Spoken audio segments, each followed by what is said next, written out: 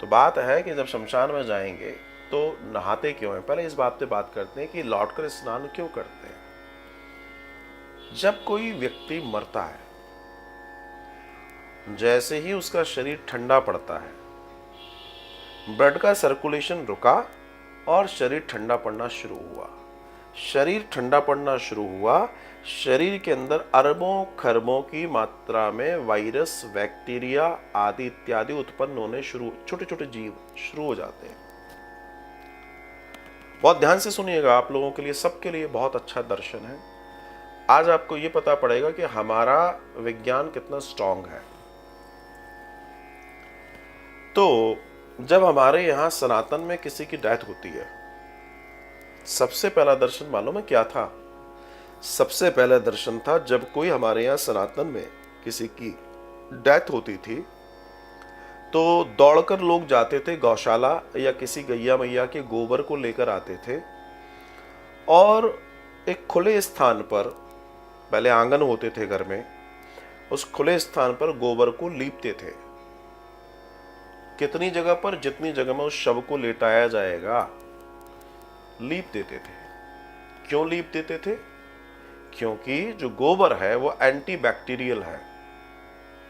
गोबर एक ऐसी चीज है, मैं गाय के गोबर की बात कर रहा हूं, जिसमें किसी भी तरह का वायरस, बैक्टीरिया नॉर्मली जो बॉडी से निकलता है वो ठहर नहीं सकता। वो स्पर्श मात्र से, सुगंध मात्र से, गंध मात्र से मर जाता है। ठीक है जी। तो बॉडी को इसलिए गोबर की लिपी हुई प्लेस पर लेटाते थे ताकि जो उसके अंदर, अभी जब डिकम्पोज बॉडी हो रही है तो धीमे धीमे उसके अंदर सारा सड़ना शुरू हो गया है, राइट। तो जब वो सड़ रही है तो उसके अंदर से अरबों खरबों की मात्रा में बैक्टीरिया बाहर आ रहे हैं। लेकिन अगर वो गोबर से लिपी हुई जगह पर लेटा हुआ है तो वो वायरस, बैक्टीरिया उस मात्रा में बाहर नहीं जा पाएंगे, वहीं किल हो जाएंगे। ठीक है, इस बात को समझिएगा। लेकिन हमारे यहां पर एक तो ये प्रक्रिया है, दूसरी प्रक्रिया क्या है? फिर हमारे यहाँ उसकी अर्थी सजेगी, उसको उठाएंगे, लेटाएंगे, तो कई लोग जो वहां पर है वो वायरस, बैक्टीरिया उनको स्पर्श करके उनमें प्रवेश कर रहे हैं और वो जिसको प्रवेश कर रहे हैं वो उनमें प्रवेश कर रहे हैं।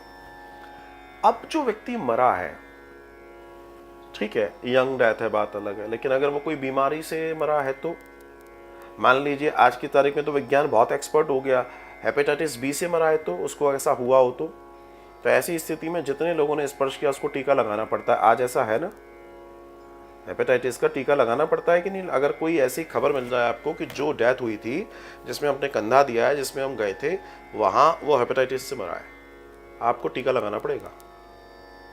यस। अब आगे बढ़ते हैं। तो एक रोकथाम हमारे यहां वहां हो जाती है जहां बॉडी को लेटाया गया है। उसके बाद हमारे यहां पर सनातन में जो शमशान तक जाने के लिए साधन उपयोग किया जाता है, वो भी सारा डिस्पोज वाला है, वापस नहीं आएगा। वो भी इस तरीके से डिजाइन किया गया है कि वो डिस्पोज कर दिया जाता है।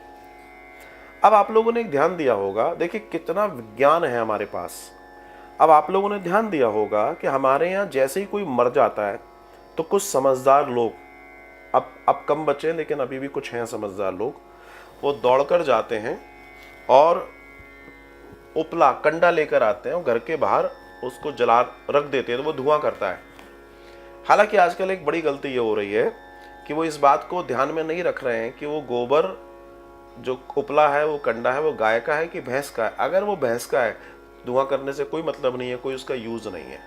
वो गाय का, क्योंकि प्राचीनतम भारत में तो गाय ही थी, तो गाय का उपला जब जलेगा तो उसका जो धुआं निकलेगा तो वायरस, बैक्टीरिया उस सरफेस में जहां भी हैं उस धुएं के संपर्क में आके वो समाप्त होंगे। मतलब एक व्यक्ति मर चुका है लेकिन उसके द्वारा किसी को नुकसान ना हो, इस बात की कितना हमारे यहाँ विचार किया गया। ठीक है, अब देखिए आगे की चर्चा। अब क्या होता है कि हमारे अब क्या हुआ कि शव यात्रा शुरू हुई। तो जब शव यात्रा शुरू हुई तो आप लोगों ने नोटिस किया होगा, शव यात्रा के आगे आगे एक व्यक्ति, जो बड़ा बेटा है, जो भी है, वो जो उपले जलाए गए थे, जिनका धुआं किया गया था, वही एक मटकी में भर दिए गए हैं और उस व्यक्ति को आगे कर दिया, भैया तुम आगे रहो। उस व्यक्ति को कर दिया आगे। जब वो व्यक्ति आगे हो गया तो वो आगे चल रहा है, तो उसकी हांडी से जो धुआं निकल रहा है वो पीछे जा रहा है।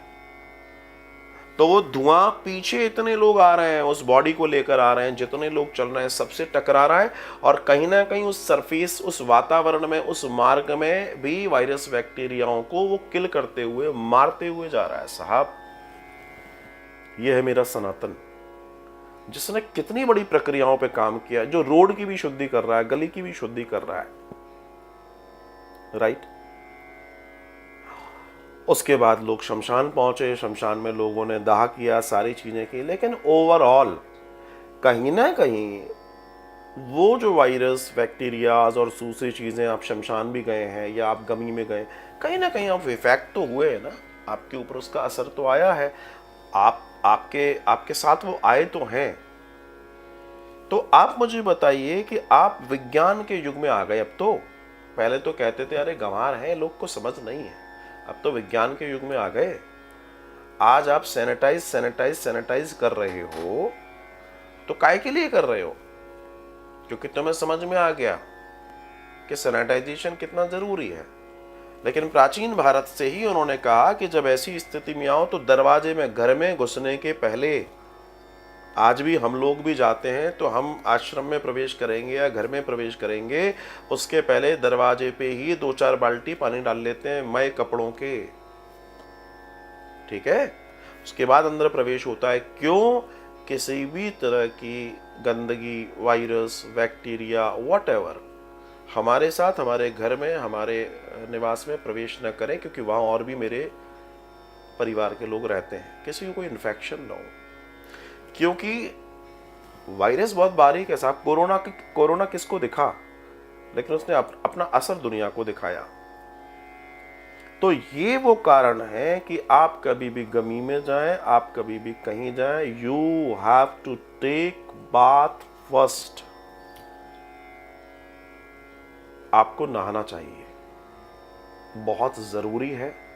क्योंकि हम जिस प्रक्रिया से गुजर के आए, हजारों अरबों खरबों की संख्या में ऐसे निकल रहे होते हैं वायरस, बैक्टीरिया, तो कहीं ना कहीं हमारे से भी तो जुड़े हैं, वो हम पर भी तो आए हैं।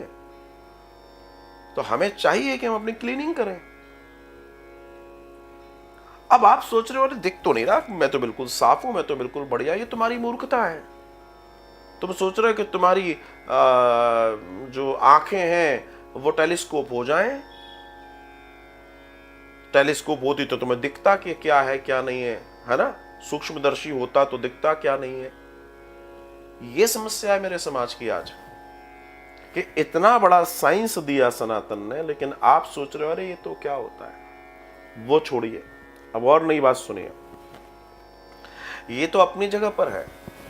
ऐसी स्थिति में अगर जरूरत नहीं है तो पानी पीना तक मना है, क्योंकि मुख के द्वारा चीजें अंदर जाएंगी। इसलिए आपने नोटिस किया होगा, ऐसी जगहों पर जब आप जाते हैं तो एक बाल्टी में नीम रख दिया जाता है। नीम देखा होगा ना, बाल्टी में नीम रख देते हैं, पानी में नीम की पत्तियां झोरा लेके रख देते हैं। तो बारी बारी से लोग आते हैं, प्रणाम करते हैं, नीम की 2 पत्तियां तोड़ते हैं, मुख में डाल लेते हैं, उसको चबाते हैं। नीम क्या है? नीम में भी वही ताकत है ना, कि मुख में अगर, हमारे मुंह में अगर कोई वायरस, बैक्टीरिया लगा है या गया है बातें करते में, हवा के द्वारा, तो हमारे अंदर वो नीम जाएगा और वो उसका जो उसका कड़वापन है उसमें बड़ी ताकत है। नीम तो एंटीबैक्टीरियल है, वो अंदर की सफाई करेगा। इसलिए वो नीम रखा जाता है। सोचो, इतना बड़ा विज्ञान है, उसके बावजूद आजकल के लोग क्या कर रहे हैं? आजकल के लोग समोसा पार्टी कर रहे हैं, चाय पार्टी कर रहे हैं। वहां शमशान से आ रहे हैं और यहाँ पर समोसा तैयार है, ढोकला तैयार है, चाय तैयार है, कॉफी तैयार है। और ये कौन है? ये अपने आप को तथा कथित पढ़ा लिखा वर्ग बोलने वाले लोग हैं। नंबर दर्जे के जाहिल और अनपढ़ गंवार लोग हैं मेरी नजर में, because they don't know what is the science. उनको साइंस के बारे में नहीं मालूम। उन्हें इतना मालूम है हमारे पास पैसा है, बड़ी सोसाइटी में रह रहे हैं, अब हम आधा पैंट पहनने लगे हैं जिसको बरमुडा कहते हैं, तो हम बहुत इंटेलिजेंट हो गए। ये उस टाइप के लोग हैं। और ऐसे लोगों के वजह से हमारा विज्ञान रूपी धर्म गर्त में जा रहा है।